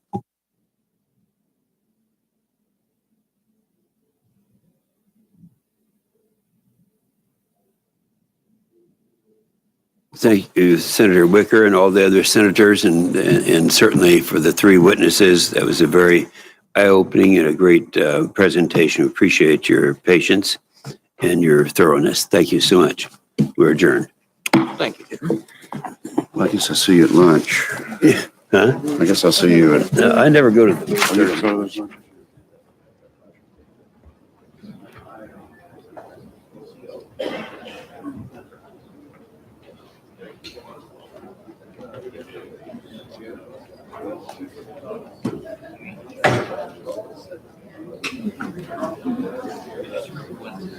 Oh, yeah?